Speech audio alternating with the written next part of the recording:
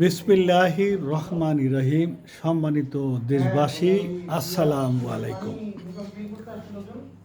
প্রিয় দেশবাসী, আমরা নিশ্চয়ই অবগত আছি যে দীর্ঘ প্রতীক্ষিত আমাদের কাঙ্ক্ষিত স্বপ্নের সেই নির্বাচন আগামী 12 তারিখ হতে যাচ্ছে। আজ থেকেই নির্বাচনী প্রচারণা ক্যাম্পেইন বন্ধ। ইতিমধ্যেই মোটরযান চলাচল নিষিদ্ধ করা হয়েছে এবং বিভিন্ন নির্বাচনী সামগ্রী উপকরণগুলো বিভিন্ন উপজেলায় বা সাপ্লাই সেন্টারে পৌঁছে দেওয়া হয়েছে। আগামীকালকে বিভিন্ন কেন্দ্রে পৌঁছিয়ে দেওয়া হবে। এখানে আমাদের স্মরণ রাখতে হবে যে 2007 এবং 2008 11-এর পরে মঈনুদ্দিন এবং ফখরুদ্দিন সরকার ক্ষমতায় ছিল, যেটাকে আমরা কেয়ারটেকার গভর্নমেন্ট বলি। তারা শুধু দেশের উন্নয়ন করতে পারে নাই, দেশের বেদখল জায়গা জমি উচ্ছেদ করেছে। এরপরে 9 সালে যে নির্বাচনটা হয়েছে, সেই নির্বাচনটা আমরা মনে করি গ্রহণযোগ্যতা পেয়েছে। 14, 18 এবং 24 সালে যে নির্বাচন হয়েছে, সে নির্বাচন মানুষের অন্তরে গ্রহণযোগ্যতা না পেলেও সরকার এর গ্রহণযোগ্যতা সুদৃঢ় করেছে। আপনারা লক্ষ্য করেছেন যে এই 14, 18 এবং 24 সালে ভোট কি পরিমাণ কাস্ট হয়েছে। একটা সেন্টারে 16%, 15%, সর্বোচ্চ 37% ভোট কাস্ট হয়েছে। বিশেষ একটি দলের লোকগুলো, ভোটারগুলো যদি ভোট দিত, তাতেও এত কম সংখ্যক ভোট কাস্ট হওয়ার কথা না, কিন্তু সেটাও হয়নি। মানুষের সমর্থন ছিল না, মানুষ ডরে ভয়ে কেন্দ্রে যায় নাই। 18 সালে লক্ষ্য করেছেন যে কেউ নির্বাচনেই দাঁড়াবে না, বিনা প্রতিদ্বন্দ্বিতায় একজন পার্লামেন্ট সদস্য হয়েছে।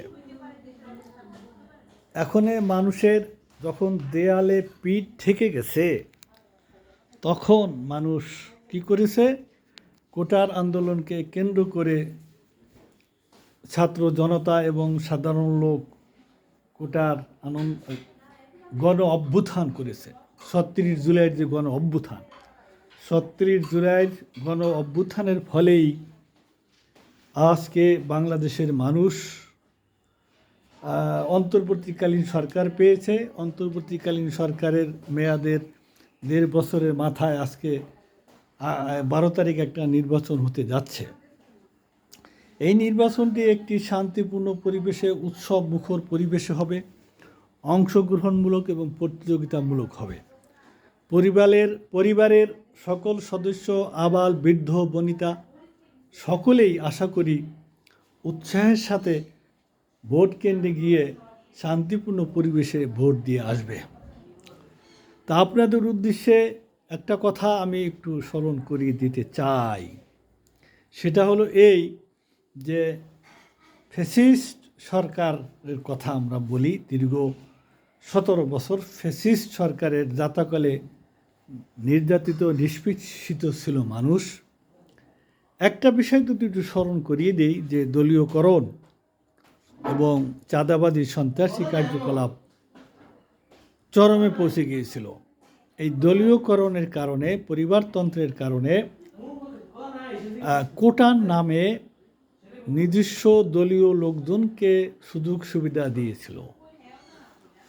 সেটা কন্ট্রাক্টরি না, শুধু চাকরি না, শুধু সর্বক্ষেত্রেই কোটার নামে নিজস্ব দলীয় লোকদেরকে চাকরি দিয়েছিল।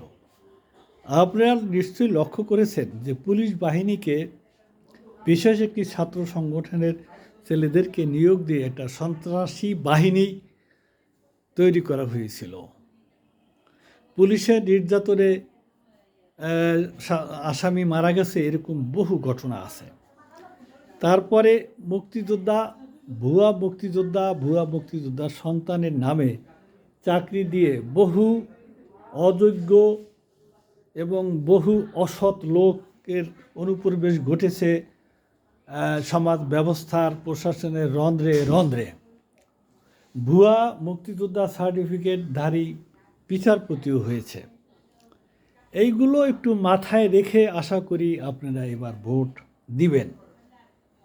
আমরা মুসলমান তাকদীরে বিশ্বাসী। আমরা জানি শবে কদরের রাত্রে, শবে বরাতের রাত্রে তাকদীর নির্ধারণ করেন আল্লাহ পাক। তাহলে তাকদীরে বিশ্বাস করা কিন্তু ফরজ। আমরা এখনই বলি যে আগামী 5 বছর বাঙালিদের তাকদীরে কি আছে। 12 তারিখ গণভোট এবং জাতীয় ভোটের মাধ্যমেই আমাদের তাকদীর ভাগ্য নির্ধারণ হবে। এই কথাটা বলা কিন্তু নিশ্চয়ই শিরকি কথা হবে না। ভাগ্য আল্লাহ পাকই নির্ধারণ করবেন। তবে কোরআন পাকে বলা হয়েছে ইন্নাল্লাহা লা ইউগাইয়িরু বিকওমিন হাত্তা ইউগাইয়িরু বিআনফুসিহিম। কোনো জাতির ভাগ্য আল্লাহ পাক পরিবর্তন করে না যতক্ষণ না সে জাতি